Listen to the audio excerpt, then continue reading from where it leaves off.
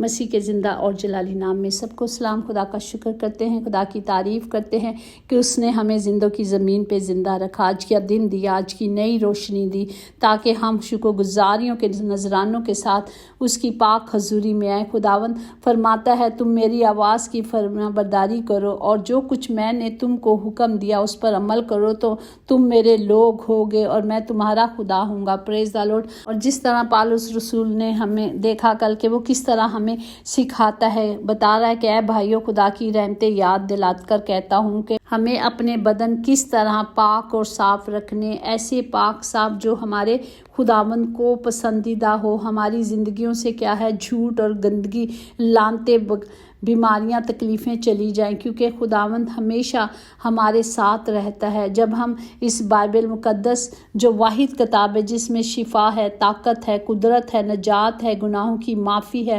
ابدی زندگی اور تسلی ہے، جب یہ کتاب ہمارے ہاتھ میں ہے، جب یہ کلام ہمارے ہاتھ میں، جب یہ قوت ہمارے ہاتھ میں ہے، تو ہم کبھی گناہ نہیں کریں گے، کیونکہ کلام مقدس میں لکھا ہے جو شخص گناہ کرتا ہے وہ ابلیس سے ہے، کیونکہ ابلیس شروع ہی سے گناہ کرتا رہا ہے اور خدا کا بیٹا اس لیے ظاہر ہوا تھا کہ وہ ابلیس کے کاموں کو مٹا دے۔ آمین۔ اسی لیے خدا نے ہمارے لیے ان تمام گناہوں کو مٹانے کے لیے کیا کیا، اپنی جان دے دی۔ پریز دی لارڈ۔ اور اس نے ہمارے گناہوں کو دھو کر ہمیں پاک کر دیا۔ جو برکتیں ہمارے پاس ہیں یہ ہمارا حق نہیں ہے، بلکہ یہ خدا کی طرف سے ہمارے لیے کیا ہے، بخشش ہے جو خدا نے ہمیں دی ہے۔ جب ہم خدا کے پاک حضوری میں آ جاتے ہیں، جب ہم اپنے زندہ خدا کے پاک قدموں میں آ جاتے ہیں، تو وہ کیا کرتا ہے، ہمارے گناہوں کو دھو کر پاک کر دیتا ہے۔ سب سے غلط اور بے عقل انسان وہ ہے جسے حق اور سچائی کا پتہ ہو اور وہ پھر بھی جھوٹ کے ساتھ کھڑا ہے، کیونکہ وہ کلام کو نہیں سن رہا، کلام سن بھی رہا ہے تو وہ عمل نہیں کر رہا، پھر بھی وہ غلطی اور گناہوں میں دھسا ہوا ہے۔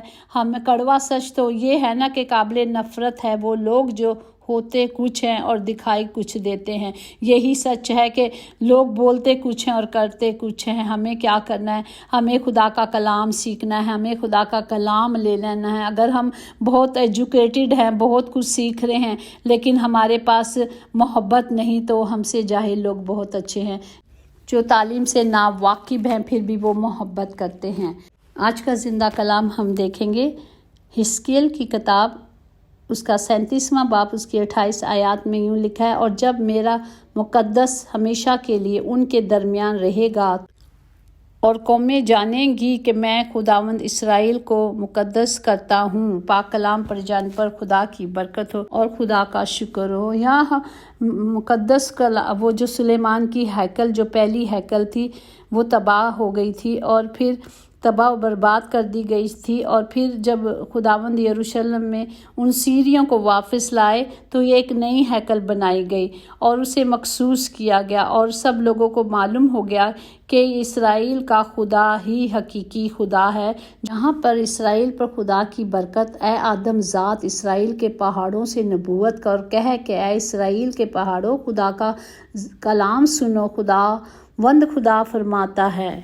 آمین۔ حزقیل کی 36:12 میں ہے کہ ہاں میں ایسا کروں گا کہ آدم یعنی میرے اسرائیلی لوگ تم پر چلے پھریں گے اور تمہارے مالک ہوں گے اور تم ان کی میراث ہوگے، اور پھر ان کو بے اولاد نہ کروں گا۔ یہ خدا کے وعدے ہیں، اس نے اپنی لاڈلی قوم سے وعدے کیے ہوئے ہیں۔ اس نے کہا ہے، اس لیے تو بنی اسرائیل سے کہہ دے کہ خداوند خدا یوں فرماتا ہے، بنی اسرائیل تمہاری خاطر نہیں بلکہ میں اپنے مقدس نام کی خاطر جس کو تم نے ان قوموں کے درمیان جہاں تم گئے تھے ناپاک کیا، یہ کرتا ہوں کہ میں اپنے بزرگ نام کی جو قوموں کے درمیان ناپاک کیا گیا، جس کو تم نے ان کے درمیان ناپاک کیا تھا، تسکیت کروں گا، اور جب ان کی آنکھوں کے سامنے تم سے میری تسکیت ہوگی تب وہ قومیں جانیں گی کہ میں خداوند ہوں۔ خداوند خدا فرماتا ہے، میرا اور آپ کا خدا غیور کا خدا ہے۔ وہ خداوند جیلس کا بھی خدا ہے، وہ نہیں اپنے سامنے کسی چیز کو رکھتا، وہ نہیں چاہتا کہ ہم اس کو ہوتے ہوئے کسی اور کی پوجا کریں، وہ یہ نہیں چاہتا کہ وہ زندہ خدا چرچ میں موجود ہے، سنیں، جب خداوند کی حضوری، جب ہم خدا کے گھر میں جاتے ہیں تو ہم یہی جان کر جاتے ہیں نا کہ خدا وہاں پہ موجود ہے، اس کی پاک حضوری وہاں پہ موجود ہے، وہاں زندوں کا خدا زندہ اپنے وعدوں کے مطابق وہاں پہ کھڑا ہے۔ اور پھر ہم کیا کرتے ہیں، خدا وہاں پہ ہے، خدا کی حضوری وہاں پہ ہے۔ پھر بھی لوگ، میں دیکھتی ہوں کہ وہ اسٹیچوؤں کے نیچے گرے پڑے ہوتے ہیں، کوئی اس طرف، کوئی دائیں، کوئی بائیں، جہاں جہاں اسٹیچو پڑے ہیں، پر کیوں نہیں جانتے کہ میرا خدا اور آپ کا خدا تو وہاں آ چکا ہے۔ کیا وہ اسٹیچوؤں میں ہے؟ کیا وہ مورتیوں میں ہے؟ نہیں، وہ تو ہستی ہے۔ کوئی بھی اگر ماں مریم کا اسٹیچو ہے تو ماں خدا عظیم، ہمارے خداوند کی ماں، کیا وہ پتھروں میں آ گئی ہے؟ کیا اس میں مدود کر دی گئی ہے ان کی ہستیوں کو؟ نہیں، وہ زندہ ہیں اور وہ خدا کے حضور میں وہاں خدا کے پاس کھڑے ہیں، نہ کہ ہم کہتے ہیں کہ وہ اسٹیچوؤں میں آ گئے۔ ہم نے خدا کی حضوری کو اور سب مقدسین کی حضوریوں کو محدود کر کے رکھ دیا ہے، ایسا نہیں۔ اس لیے خدا کہتا ہے کہ تم نے میرے قدوس نام کو مطلب وہ کیا ہے، اس لیے وہ کہتا ہے کہ میں ان چیزوں کو ختم کر دوں گا، میں انہیں بسم کر دوں گا جو میرے سامنے کھڑی کی جاتی ہیں، جو میرے سامنے لا کر ان کی پرستش کی جاتی ہے۔ تو میرا اور آپ کا خدا کہتا ہے کہ وہ سب چیزیں بسم کر دیں گی۔ اس لیے خدا نے ہر دن کو، ہر چیز کو مقدس ٹھہرایا۔ اسی طرح اگر ہم اسی حزقیل میں دیکھیں تو ہمارے خداوند نے اپنے پاک دن کو سبت مقرر کیا ہے۔ دیکھتے ہیں اگر 20 اور اس کا 12، اور میں نے اپنے سبت میں ان کو دیے تاکہ وہ میرے اور ان کے درمیان نشان ہو، تاکہ وہ جانے کہ میں خداوند ان کا مقدس کرنے والا ہوں۔ وہ ہمارا خداوند جس نے ہمیں بنایا ہے، اس نے ہمیں پاک بنایا ہے، اپنی شبیہ پہ بنایا ہے اور ہم سے اتنا پیار کیا ہے، تو وہ ہم سے بہت لازوال محبت کرتا ہے۔ اسی لیے وہ کہتا ہے کہ صرف میرے آئین پہ چلیں۔ اگر ہم اس کی 20 کی 13 دیکھیں، لیکن بنی اسرائیل بیابانوں میں مجھ سے باغی ہوئے، وہ میرے آئین پہ نہ چلے اور میرے احکام کو رد کیا، جن پر اگر انسان عمل کرے تو ان کے سبب سے وہ زندہ رہے گا، اور انہوں نے میرے سبتوں کو نہایت ناپاک کیا۔ تب میں نے کہا کہ میں بیابان میں اپنا قہر ان پر نازل کروں گا اور ان کو کیا کروں گا؟ فنا کر دوں گا۔ تو ہمیں کلام یہی سکھاتا ہے کہ ہمیں صرف اپنے خدا کو ماننا ہے، اس کے دنوں کو جو اس نے مقرر کیے ہیں، اس نے سبت کو مقرر کیا، اس نے سبت کو 6 دن میں کام کیا اور 7ویں دن کو اس نے کیا کیا؟ پاک کیا۔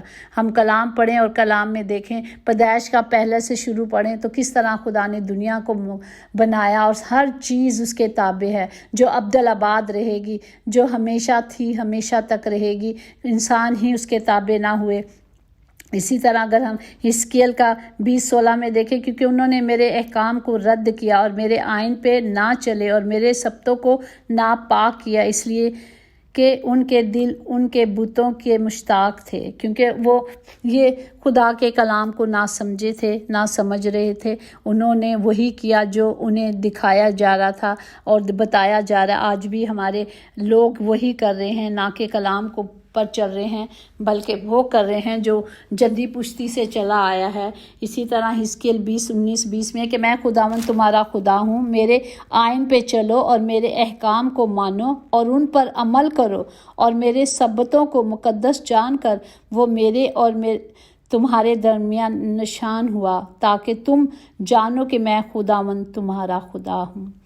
پریز دا لارڈ۔ ہمارا خدا زندہ خداوند خدا ہے، ہمیں صرف اس کے حکموں کو ماننا ہے۔ جس طرح لکھ کلام مقدس، جب ہم خدا کے ساتھ چلنا شروع کرتے ہیں تو راستے جتنے تنگ ہوتا ہے، آسمان اتنا ہی کھلتا جاتا ہے۔ پریز دا لارڈ۔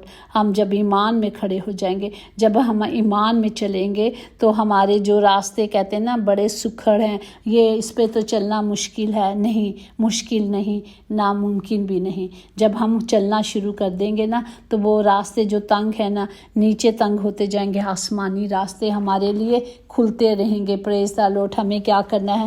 اپنے آپ میں خدا میں چلنا ہے۔ ہم اپنے سے کچھ نہیں کر سکتے، لیکن ہم کیا کریں گے؟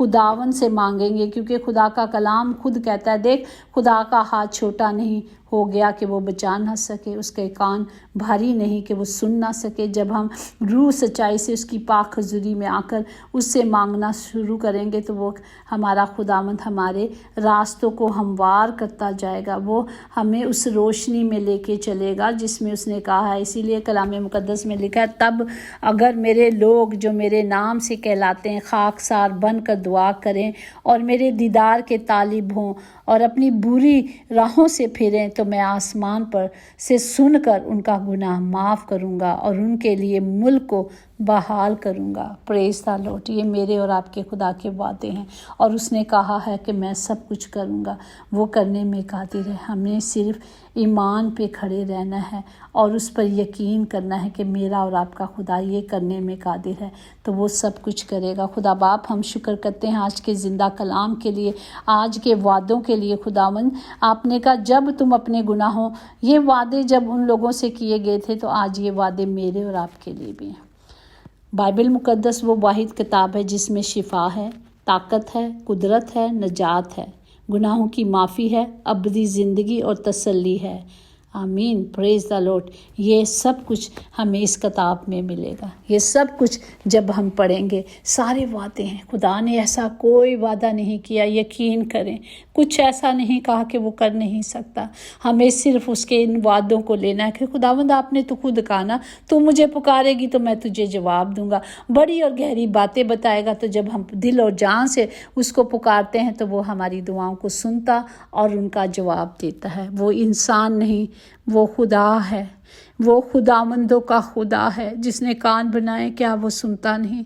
वो सुनता भी है और उनका जवाब देता है। वो बोलता है, उसने कहा जब पुकारेगी तो मैं जवाब दूंगा। तो पुकारें उसे और उससे बोलें कि खुदावंद आपने ये वादे किए, ये वादे मेरे लिए, अपने आप के लिए, अपने आप पर अप्लाई करें कि ये मेरे लिए हैं। तो खुदावंद का रहम और फजल हमेशा हम पर बना रहेगा।